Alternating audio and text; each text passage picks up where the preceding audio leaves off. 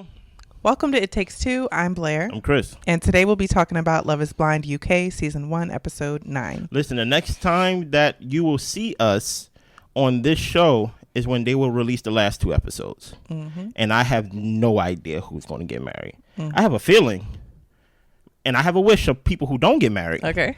But I really don't know who's, because I can't even put my faith in Ollie and Demi, because Ollie may seem like the one to be like, you know, I love you, but like, I love you as a friend. And I'll be like, oh, Ollie, please don't do that. You know, you ready? I'm ready. Walk us through this. So Nicole is nervous to meet Benaya's family. Okay. Apparently, he went to Germany after the whole pod thing and being rejected from Nicole to see his mom and his sister. And it was really hard for him. Like, he was going through it. Oh, my goodness. I guess. Yes, Benaya, your heart was broken. So the family comes in. The mom says that it was really bad after the pods. Like, he couldn't eat. Like, he didn't know if he did the right thing, which he didn't. He should have gave Nicole some reassurance. Probably would have got him chosen. But he was down in the dumps. So, and Nicole, she says that this is probably a good opportunity for me to take some accountability. So she apologized to them. She thought she was making the right decision, but ultimately she was making a mistake. No. What do you mean take accountability? There's no reason for you to apologize to this man's family. Right. It was your freedom to make the wrong choice. That wrong choice did not affect him as much as he's trying to play it up and things like that. He went to Germany because he wanted to go to Germany. To go to Germany. I couldn't get Germany out for some reason. That's okay. So all this whole thing of basically this I'm gonna make you feel bad and things like that, like, you know, it was really hard on me and now you feel the unction to apologize, Nicole. You don't have to apologize for making a wrong decision. You get what I'm saying? It was your decision to make. Right. But let's keep going. So they ask her about her past relationships, and she does share that she was married before, but she was single for 3 years after her marriage. Then they talk about, you know, how are things as far as like arguments, y'all button heads, and they say it's really only been about Sam. Hearing from Benaya is what the mom is asking. Did you not think that, you know, Benaya was being honest about Sam not being genuine? And she was just like, you know, she thought Benaya was being honest, but she doesn't really want to get into the details. And the mom kind of answers the question for her and is just like, oh, what, you thought like you probably saw the good in him and, you know, all that type of stuff. And the mom was just saying, you know, you guys really should just move on from it. You are together now, and that is probably the best way to handle it. Pretty much. So they find it refreshing to see Benaya like this. He is very happy, like probably a total 180 from how he showed up in Germany. But yeah, that's how the visit went with the family. Yeah. What were your thoughts? My thoughts, I wish Nicole would go into detail and explain herself. I feel like, I don't know if it's owed to people, but I feel like it would be nice if you could kind of explain your thought process. But I think by her saying it's a mistake, if I'm going to believe Nicole, because that's what I'm choosing to do, then there, what more explanation could you have for it being a mistake? You know, I made the wrong decision. And I feel like Nicole probably in her life, and maybe with how her marriage ended, and even her parents, when they were with the parents and they were just like, you know, a marriage can work if you want it to, and, you know, stuff like that. Maybe they just kind of don't have a lot of faith in Nicole's decision making. She said that. And maybe Nicole doesn't have a lot of faith in her own decision making. So if I'm to believe Nicole, maybe she doesn't go into detail because she doesn't have a good reason. It's just a decision she made. But it still feels like that's not enough of an explanation for why Benaya was such this great person that you chose second. So it's a little underwhelming to hear her explain herself is all. Yeah. And then at the same time, I want to chip at the block just a little bit at Benaya's whole aura. His whole aura, or his whole foundation, is built off of Sam is not genuine, right? If you were to build yourself up to be a good person to pick, you wouldn't just be viewed as the good option as he's trying to play himself up to be. You're just the other option, right? So my whole point is, I just don't like how it is being told to us that basically I made a mistake in picking Sam. You're playing the result. You get what I'm saying? And where really it's just 2 options. Like as much as, and how can I put it? The chances of this being a good choice and a bad choice is literally the same as Benaya had, 50-50. And now it just comes out that Sam was a bad choice and things of that nature. But that don't necessarily make Benaya a good choice. It just makes him a better choice than Sam. Right. So that's why I'm like, Benaya, you haven't shown yourself to be this great option that like no one should pass over. You get what I'm saying? Only thing you've been saying is I'm not Sam because he's not genuine and I am. I'm like, okay, what else? Once we get past that, what else, Benaya? Yeah. You get what I'm saying? So then we move on to Kat and Freddie. Yeah. So they meet up with Kat's friends. He tells him that he is a funeral director, and Kat starts laughing. And then the friend asks, well, is that like kind of sad? And Freddie was like, I mean, it's sad in a way, but you're just there to support the family. I don't know what is weird about people hearing that like someone's a funeral director. I don't get what's so funny or weird about that either. We all going to see the funeral director one day. Or they going to see us. so it's very weird that like they looked at him like, oh, that's weird. First of all, that's a business that's never going to go out of business. People is going to die. And then on top of that, like it just comes off as if, is it not a cool job or something? Maybe is that why I really don't get the humor in it. I really don't. Truth be told, I think it's a cool job just because you don't hear a lot of people who goes into that field. It's very unique. So when you hear it, you always see hearses all the time. You always see funeral homes all the time. But when you meet somebody, you're like, somebody do work there, huh? Yeah. So and then on top of that, I love the way that he describes his job. Because he said, they asked him, is it sad and things like that? He said, I view it as basically like me taking care of someone's loved ones. Yeah. And then their last time they get to see them. So it's like, it's not like he's like the Grim Reaper. You know exactly. what I'm saying? Like, it's weird, but you know. It is very weird. Well, Freddie says that he loves Kat and he wants to marry her. Okay. The friends ask them about any doubts that they might be having. And he says that they're just different. He's more chill than Kat. She goes out a lot more than he does. And he feels that she might be a little bit high maintenance as well. Well, Kat, she wasn't feeling his response because she's like, well, this is the first time I'm hearing this. You think I'm high maintenance? So the friend asked, is it okay, like, that you guys are different, that she is the way that she is? And Freddie actually says, not really, because I don't know if I'd be able to satisfy her. And the friend tells him, you just need to stop worrying. Kat doesn't go out every day. And Kat's like, what, you think, like, I go out to, like, Nobu and have Nobu for dinner every day? And he's just like, I don't even know what that is. Kat says that she doesn't live this life, and it's starting to piss her off that he's saying this. She feels that she's proving herself day in and day out, and she feels that he is picking at her. So he goes to get another drink, but she kind of shoos him away to get another drink. Like, yeah, go get another drink so I can talk mess about you behind your back, pretty much. And the friends think that he seems like a nice guy, but he's just worrying a lot. Kat shares that he wants a prenup, and the friends think that it's a little bit controlling. One friend did say, well, it is early days, so he doesn't really know you like that. But the prenup, apparently, you know, when they discussed it, would have everything going to his sister. And, you know, then they asked, well, can you change the prenup? And Kat says no. And then they're thinking now, is this a sign that maybe he's planning to separate from her? Well, Kat says that he's a great guy, but she doesn't know if they're going to say I do or not when it comes to the wedding day. The friends say that, or says to us in the confessional, that in her heart she really doesn't think it's going to work out. Kat likes to go out and he's more into staying home, and they really might be just too different. I wish the real Kat would stand up. First of all, it's this whole idea that in the beginning of the conversation, Kat's yelling at him or basically checking him about, like, you think I'm just this one type of girl that like to go out all the time, and then I'm hearing your friend confirm at the end of the conversation is Kat like to go out. So I'm just like, who is Kat?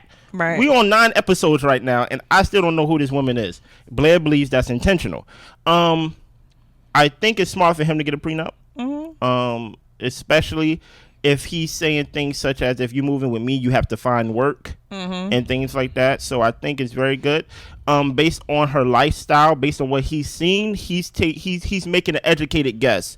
So I don't know why Kat is getting mad and pissed off by her words that he made an educated guess based on the places that you've been, the clubs you be at, and things of that nature, that you are a certain type of girl. As an educated guess. How about you actually show him that you're not that type of girl? I have yet to see you go to the swimming pool teaching the Down syndrome kids how like to swim. We don't know what is to you. We hear like you do these things, but we don't know what like what it is about you that like we can actually like attach to your like character outside of the time y'all went shopping. Right. You get what I'm saying? So he making an educated guess of like, hey, you may be this type of person, so I'm gonna have this prenup, and I don't know if I can satisfy you. Look, I can't satisfy you in just how I think and how I talk. I tell jokes, and you say you don't like it. I'm winding you up, and you want a more serious guy. So I know I can't satisfy you financially if I can't satisfy you when money's not involved. You get what I'm saying? Yeah, absolutely. I think one, I wish the friends were a little bit more real with Kat. Yeah. Maybe they didn't have to do it in front of Freddie, but they could have been like, girl, you know you like to go out. This guy is totally different. Do you really think this will work? And try to hear what Kat was saying. But that's the thing, like Kat, she's making it out to be like, oh, like I'm trying to prove myself to him and all this type of stuff. But the Kat, like when you talk, you're like being rude to him, you're being nasty to him, you're being snarky with him. Like it is hard to get a read on your actual like, well, I think this actually is your personality, which it sucks. But it's hard to get a read on who you are as a person because you're just so hell-bent on putting down Freddie for the person he is. Yeah. And then when it comes to the prenup situation, it's not the craziest thing ever. No. And it's something that you guys can come to an agreement on of what goes into the prenup. Maybe after you're together for 2 years, things might get reallocated differently. Like these are conversations you can have instead of just being like everything's going to go to a sister and I'm just going to be out in the wind with my kids and all this type of stuff. And it's just like, talk to the man. Exactly. It's like you just want to be so mad at everything, like you don't actually want to resolve anything. That's how I feel about Kat. And here's the thing about it. I understand how people may feel about prenups, but I feel like a lot of people view it wrong. And they view it as, oh, I get nothing. No, you can set up prenups to where you just won't get half of what I have. That's all. Like you can set up prenups to whatever assets that we get while married, we can split. But everything before that, you don't touch. You get what I'm saying? Like my house. Exactly. So it's like it's just very trivial that they can really fix. Yeah. So Benaiah is talking to his mom. Yeah. Mom approves of Nicole. She is relieved to see him happy again. Yeah. The sister tells Nicole that she has a good feeling about it. It's like she feels like she knows Nicole, like she's known her for so long. The sister does tell her, well, he is a nomad. We never really know when he'll pop in or when he'll come back home. And people don't tend to understand that about that lifestyle. They try to change who he is. And the sister's like, is that something you'll try to change? And Nicole, just kind of gives her like non-answers the way that she does. Like, Nicole, he's homeless. He's homeless. The sister is telling you he is a nomad and he's all over the place. That is a nice way of saying homeless. Yeah. Right. Based on who he is, based on what I perceive him to be, he don't come off as a rich guy. See, it's nomad is for the ones that got the money. You get what I'm saying? Like him just saying, like when like she says something across the lines of, we don't know when he go pop in and out. That sounds like someone who is couch surfing. Yeah. You get what I'm saying? And it's like, do you want to submit yourself to that type of lifestyle, Nicole? And I don't think so. I think she's going to say no. I think she's going to be the one that's going to say no at the altar and go back to Sam. Oh, that would be wild. Yeah, I put a twist right there, did I? That would be wild. That'd be wild, right?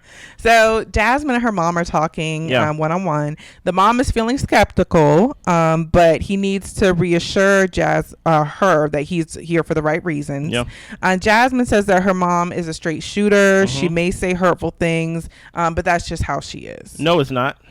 Don't bring your a rude mama to my face, okay? Because I'm grown, right? And what we see from the mama is crazy. Yeah, but let's keep going. So Maria meets Tom's sister. Yeah, they were drawn to each other. It was just their connection. She does think Love is Blind.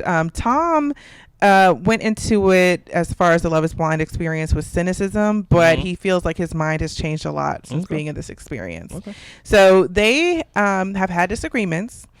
Apparently he had her pay for ice cream and the sister was like, well, maybe he just didn't think about it. It wasn't a big deal to him. But Maria explains that in her culture, the men are usually the provider. So I'm just like, are we going with your culture or not, Maria? Why are we picking and choosing? and we need to talk about, does he have to convert? That's another thing. You know what I'm saying? Because if we go by your culture and I can still stay Tom, that's then like, are we in your culture or are we not? Right. You get what I'm saying? Will you just be, content with me respecting your culture but not being part of it. Mm-hmm. I'm not praying 5 times a day. Don't give me my own prayer carpet. You get what I'm saying? But I will respect your time and leave you alone to where you can pray to your God and things like that. But will you be content with me saying, yeah, but I don't believe in your God, but I respect whatever you do. You get what I'm saying? Yeah. So they've talked about where they would live, possibly Tom's place, but she doesn't feel comfortable paying someone else's mortgage. The sisters hope that it will work out. Does she pay her mortgage? I don't even know if she has a house. I don't know, like, if she's like renting or whatever the case may be. But I felt her on that in one way. I'm like, if this is your husband and you're getting married to this person, and you know, maybe y'all could move into a house, you know, where you guys both purchase a house and he sells his house, whatever the case may be. But when it comes to the fact of like y'all literally get married within a month of meeting each other, it makes the most sense for you to move into his house and just help pay. Like, and now that's our mortgage. Yeah. My house, but our mortgage. Right. Maybe ask him to put your name on the deed or something. I don't know. See, okay, how about this? Let's do a little semantics here. Okay. Right? It can be my house, but it's our home. Okay. And our mortgage. Okay, you know what I'm saying? Like, but I don't think Maria would ride for that. But it's my house. Don't get it twisted. It's my house, but it's our home. You know. Well, moving on. Yeah. Freddie meets Catherine's parents. Okay. So the dad says Catherine looks a lot happier, and I'm just like, how miserable is Catherine on a day-to-day? Facts. Is Catherine happy because she has somebody else to bully? Is she bullying y'all parents? Does she be bullying y'all at the house? Ask them. So they said that she was a happy child. She was a very active child. She was 11 weeks old when they adopted her. And Kat says that, you know, tells Freddie, well, you know, you're worried that you're not good enough and our lifestyles are different. And I thought that was a little just like odd to throw it out there. I feel like she just wanted to do that to put Freddie on the spot. But Freddie just wants things to be right. He wants things to be 100% when he decides to get married to her. Well, the dad tells him that it's a chance you take. You'll really never know the outcome when it comes to marriage. True. So he talks to the dad one-on-one. The dad tells him to follow your heart, not your head. Freddie is happy in his heart and he cares for her a lot. And the dad tells him that you have to work as a team and it's never easy. But I felt like the dad was stressing the never easy. And I'm just like, oh my gosh. How hellish are these women? So he says you have to be open-minded all the time. Okay.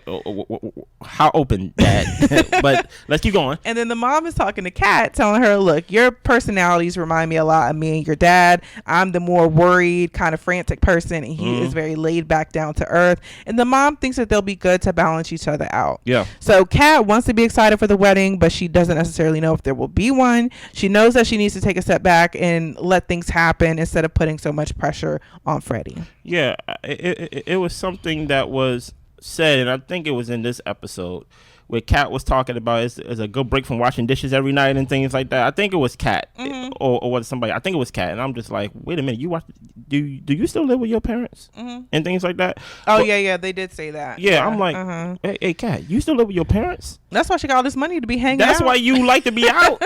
Now listen here, I'm gonna give Kat just a little bail to get her out of jail. Just a little bail to get her out of jail. Her being adopted, right, and signing a prenup to basically like, hey, you're my family to a point. Right. I can understand why that may, weigh on you. But now I'm taking the bail back. Okay. She gonna stay in jail. That would be more the reason to show yourself to be a good wife, Kat. To be nice. You don't even gotta buy nothing. Just be nice, because Freddie already wants to be married. So all of the work is already done on his part in the sense of signing up for the show. Y'all picking each other. He really wants to be a husband, things like that. But you have been planting these seeds of doubt based on how you've been acting erratic, mean, and things of that nature. Flirting with Sam, and for someone who lived with their parents, allegedly. She's doing a whole lot. And then now you mad that he wants a prenup? I can't trust you. Because you told Sam, I'll see you later. You get what I'm saying? So, yeah, I'm even more concerned. The dad did not quell my nerves. For him to say that it's never easy, you got to keep an open mind. And she over here talking about, yeah, girl, we just alike. The mom talking to Catherine. I'm just like, I mean, Is marriage work? Sure. Of course. But the whole never easy, I don't know if I would agree with that. Give me easy day. At least Sunday. Like, if y'all can just like each other and be nice to each other, you know, of course there's going to be life circumstances and things like that, but don't make an enemy out of your partner. And I feel like that's what Kat is doing. Yeah. And that is definitely going to be a recipe to not have an easy marriage. Yeah. So anyway, Bobby meets Jasmine's mom. Yeah. So he says that he is looking forward to meeting her. Jasmine's mom says that she doesn't know what to say. It was actually a really weird way that she entered the house. So she entered the house. Bobby opened the door. He had his arms open, I was thinking, for a hug. She decides to walk past him to hug Jasmine. And I was just like, okay, that's your daughter. All right. No. Fine. Come back here, small lady. And Jasmine tells her she looks beautiful. Bobby tells her she looks beautiful. She looks at him and she turns to her daughter. You look beautiful too. Not even acknowledging that he complimented you. And then he kind of like hugged her, but he was a little hesitant because the lady wasn't opening up her arms. Like, she came in stank. Like, she really came in stank. And listen here, man. I know I seem like a nice guy on this YouTube. Oh, Chris, you so nice. Chris, oh, the way y'all interact with each other is so nice and things like that. Oh, y'all married? Yes, we're married and things like that. Oh, I love y'all commentary. Trust me, there is a demon in me when I feel disrespected. Your mama would not be in that house. You get what I'm saying? Like, do not, for one, you ignored me 2 times in 20 seconds. Exactly. You know what I'm saying? So at that moment, you gotta go. Oh, Chris, you can't kick my mom out. You can go too. You get what I'm saying? Like, because at the end of the day, it costs nobody to give someone a fake hug. Exactly. Give them a fake hug. You get what I'm saying? A thank you. You get what I'm saying? She barely wanted to greet the man. So that's why I'm like, I really don't understand this whole thing of like how the mother's coming in, how Jasmine is basically how she is basically describing her mother as she is basically like this secret agent and things like that. She knows everything. Maybe because you talk to her too much and things like that. Maybe your relationship is a little too weird for me. You get what I'm saying? But let's keep going. So the mom asked him what made him choose Jasmine. He wanted somebody that was caring, who had good values. Yeah. Then she asked, do you see yourself together forever? And he was like, well, yeah, I want to be married to her. And that's pretty much what marriage entails when I think of what it means. Yeah. She asked about his other girlfriends or old girlfriends in the past, and he says that he hasn't really had many serious relationships. And she was like, not serious? No, ma'am. Not serious. Not serious. So she's like, education. What's your educational background? And Bobby explains that, you know, in school, it was kind of hard for him to pay attention, so he didn't go to university. And Jasmine kind of chimes in and it's just like, you know, a lot of people don't go to university these days. Like, that's not like a weird thing or anomaly or something. And the mom says right to her in front of his face, you know, it's better to be with somebody with a good education because it's hard to communicate with uneducated people. Wow. Wow. Actually, ma'am, you're not hungry. Exactly. Come on, get up. Give me the food back. You go ahead and get up. Get up. Get up. Get out. You know what I'm saying? You know, there's plenty of food places around here. And you don't got to be in here eating none of my food, dirtying up no dishes. And you know what's funny? Good. You know what's funny? I left the door open looking for your husband. You hear Solo Dolo? She hears Solo Dolo talking about it's not good to, listen here, I understand the whole capitalism thing. Guess what? Without a good education, you probably won't get a great job. But that doesn't mean you can't talk. Right. And that doesn't mean that you are better or less than somebody who went to the university. Guess what? Your daughter signed up for this show just as I did. Matter of fact, look at my music video. You get what I'm saying? I'm famous. You know what I'm saying? So it is what it is. So her perspective is that, you know, men can change based off of like women that they see, like what they want will change. They'll, you know, be into somebody else, their head will get turned sometimes. And Bobby, you know, has seen his own mother go through different relationship issues, and he doesn't want to be that guy that's going to be looking the other way or, you know, after all the women. So her mom has been through 2 failed marriages, and she doesn't want Jasmine to go through that. She asks what the future plan is as far as where you guys are going to live. And Bobby says that he plans to move to London. He works from home. He makes good enough money in sales to where they could afford to live here or even live abroad. The mom was like, you make enough money to where you can afford London? He's like, yes. Yeah. Have you seen my music video? You know what I'm saying? Yes. And then she's like, abroad? Well, what about the family? Like, what about me? I'm very close to Jasmine. She tells me everything. And Jasmine is just like, well, Mom, that's something that's probably going to have to change moving forward. I can't tell you about every little argument in my marriage. Like, that's going to change your perspective of him. And I want us to be a happy family. I want us to get along. And the mom is just like, you have to tell me everything.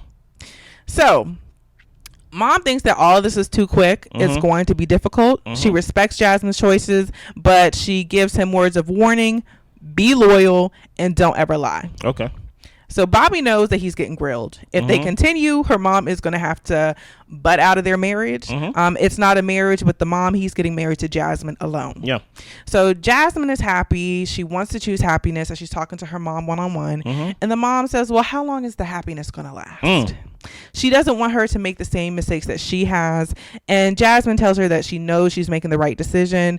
Mom is just like, look, I mean well. They hug it out, all that type of stuff. But this is like some weird codependent type stuff going on here. Blake, can I ask you a question? Go ahead. I said, Blake, can I ask you a question? Yes.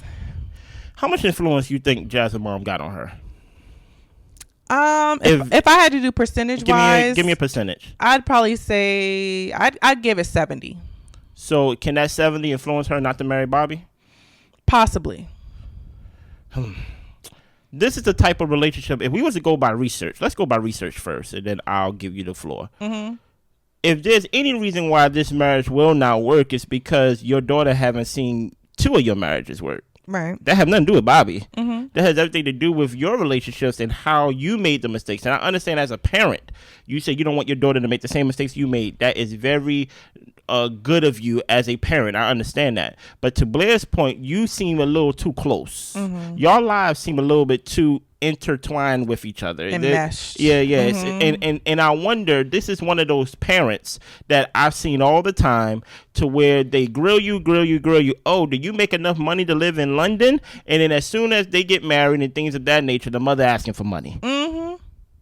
No, I don't make enough money for you.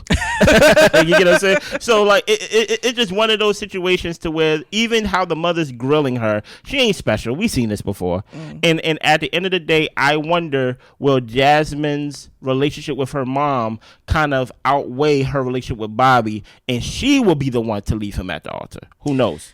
Yeah, this is very, I mean, the mom even went as far as to saying like, Jasmine went as far to say like her mom would go through her phone to call every single number, and if it was a boy, she would block the boy from Jasmine's phone. Like, the mom has been this way for a very long time. Now, if I had to think about it, and if I could give some bail to Jasmine, just a little bit, she did the experience, which I'm sure this is nothing that her mother would want for her. Yeah. So by her doing the experience, I think that she has probably in a way broken away from her mom's influence over her life. And I also feel that, we do this other show called Couples Therapy. And in that show, which is actually, it was another Asian lady. I don't know if it's a cultural thing. Maybe. But she was talking about how her mom didn't like her husband. Basically, she called her husband a demon.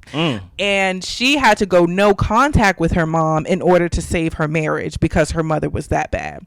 So I don't know. I feel like Jasmine might be at the point to where if she had to choose, she might choose her husband because, like she said, she wants to choose happiness. She wants to have a life of her own, and I don't think she's going to be living out the traumas of her mom and of this fear and trying to protect herself because her mom is trying to make everything seem so scary and dangerous. You know what I mean? Trying to fearmonger her. So I feel like if Jasmine's mom keeps this up, the way that Jasmine seems to be very independent and forward thinking, the mom might find herself on the outs. So that's actually a good point.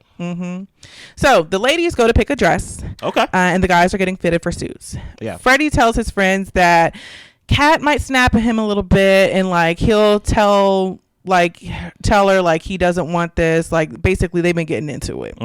Bobby says that Jasmine's mom is intense. He was grilled. I want to correct Bobby for a second. You wasn't grilled. You was judged. Yeah. Grilling is different. And disrespected. Yeah. There's two different things. So you are a man that allowed disrespect. That's already a X for me. I don't care who it is. Don't disrespect nobody.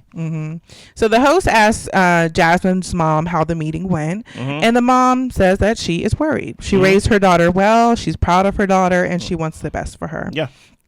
Aaron was in the pod squad, and he's over there talking to Ollie, or no, he's talking to us or somebody, and he says that he thinks Demi and Ollie are a match made in heaven. And that's the dangerous part. That's the twist. I hope one of them don't say no, man. I hope.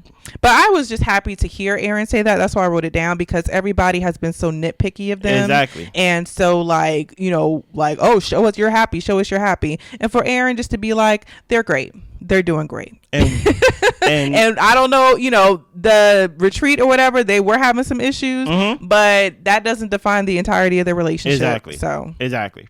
So Sabrina comes out first in her dress. She's feeling more and more confident about the relationship, and she is ready to say, I do. Nice. Nicole comes out next. She feels safe and at peace with Benaya. Yeah.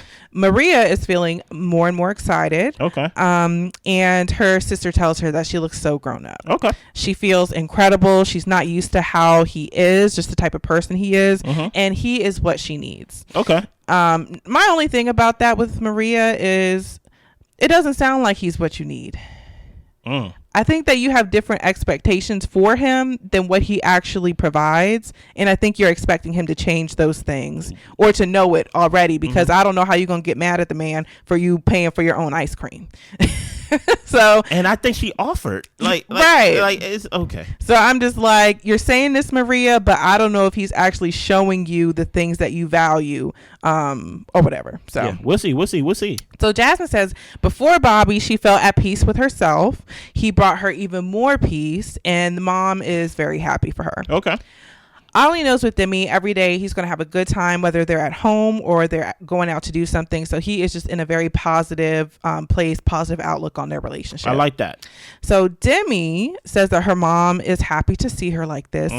Demi says that she was in a headspace before of kind of comparing her body, like going to this dress fitting. Everybody's so petite. She's not petite, but she is actually a very confident woman, Jasmine. Hey, Demi. Whatever, maybe it's body dysmorphia. Is that like the right way to pronounce it? Yes. Maybe she see herself bigger, and I'm just like, hey, you're not petite, but you're not obese. Yeah, but I think that when you're number one, you're on camera, so people already know that's going to make you look a little heavier. Okay. And then another thing is like she's around these girls who probably like a size like 0 to a size 4, and I'm like, so it's like being around that, it could make you already like, if you already were a little bit conscious, you're just like, geez, y'all couldn't get no other curvy girls. I understand that, and I'm saying, look, if the camera made you look bigger than what we see, then you're smaller than what you actually are. Then everything that Demi wears is like clothes of someone who's not obese. Like she always got her arms out. She always got like, you know, the what are those crop tops and things like that. Like you're not obese. Yeah. You get what I'm saying? But it is what it is. Hey, listen, if you think you is. Okay. Yeah, so the mom said that she created a beautiful girl. Nice. Demi looks up to her parents for true love, and she is happy that they have set the example. It was nice to see her say that, but it also made me kind of chuckle. I don't know if I should have been chuckling inside, but I was just kind of like, dang, girl, a lot of these people have trauma by not seeing successful relationships. But she's like, my parents, they've showed me what a good marriage looks like. And I'm just like, okay, Jasmine's mama, I hope you're chilling in the back. Don't say nothing crazy. I like it. So with Kat, she's saying that, you know, Freddie is the one. He is going to be part of the family. Okay, nice. So Freddie's friends apparently never heard him say that he loved her, and he does love her. They have a great connection. Yeah. It's just that, you know, this is a massive commitment. So he's thinking about a lot of different things. Of course. So Sabrina and Steven are in a little vineyard. She's feeling good. They're looking forward to having their friends and family in one room, and it is going to be a party. They're ready to just, let's hurry up and say the I do so we can get the partying. Demi and Ollie go to the arcade. They're having a great time. Apparently she makes his day brighter. She wants a lifelong partner, but she wants a best friend before that, and he is definitely her best friend. Let's keep going. Benaya and Nicole go for drinks. So 2 years ago, she would have never thought that she would get married again. Benaya says, you can link that experience to the person, but you don't have to link it to marriage. It was just the person you were with wasn't the one, but marriage can still be a beautiful thing. Right. So Nicole is happy that she can be still with him. She feels blessed. She feels he would have her back and be her rock. He loves and cares for her, and he feels lucky to be with her. Let's keep going. So next we've got Kat and Freddie doing pottery. Trying on the dress really hit Kat that this is like for real happening. Yeah. Her mom is really excited. And Freddie says that his friends never heard him say, I love you before about a girl. So his love for her has only gotten deeper. We hope. Next, we move on to Maria and Tom, who are out for drinks. She's not feeling nervous. She's happy for her brother to give her way. Even if her dad was alive, it would have been her dad and her brother. But her dad not being here is still pretty hard for her. Of course. So Tom makes her feel loved and accepted for who she is. So they're good for now. Jasmine and Bobby are on the London Eye. I would like to go see the London Eye one day. Yeah, that looks really nice. So Bobby sees himself being with her forever. She always wanted a partner that didn't make her feel anxious, and with him, like, things just feel easygoing and peaceful. So listen here, based on how many shows how long we've been in London, our work visa about to expire next week with London, because we've been in London basically from the beginning of the summer all the way basically to the end of the summer. Right. So maybe we need to come to London and meet some of y'all who love to see our commentary. But I want y'all to do this in the comments with us as what we about to do. I'm about to go through each couple and give me your yay or nay, Blair. You ready? All right. Maria and Tom, yay or nay? Nay. Who is saying nay? Tom. Ooh, tricky. I say yay for both. Okay. Yay for both. Nicole and Benaya, yay or nay? Yay. Oh, they both say yes? Yes. I say nay. I think Nicole's going to say no. Go break this boy heart. Oh, no. And she's going to go back to Sam. Oh. And he going to go back to Germany. He going to go wherever he's going to go. Wherever he's going to go. Jasmine and Bobby. Yay. Yes. Yes, they both gonna say yes. I say nay. Jasmine's gonna say no. Jasmine. You think her mom gonna get in her head? I think the mom never underestimate. I think the mother's willing to put everything on the line to get what she wants from her daughter. Ooh, that's scary. You get what I'm saying? That means even their own relationship. You know what I mean? And I don't know if Jasmine's willing to risk that for someone she just met weeks ago and things of that nature. True. Ali and Demi. I think they'll say yes. I hope they say yes, but if there is a nay, it's gonna come from Ali. I agree. If there is a nay, it's gonna come from Ali. But they're in such a good place right now. I only see them saying yes. Steven and Sabrina. That's a yes. You think that's a yes? Yeah. Me too. And Freddie and Catherine.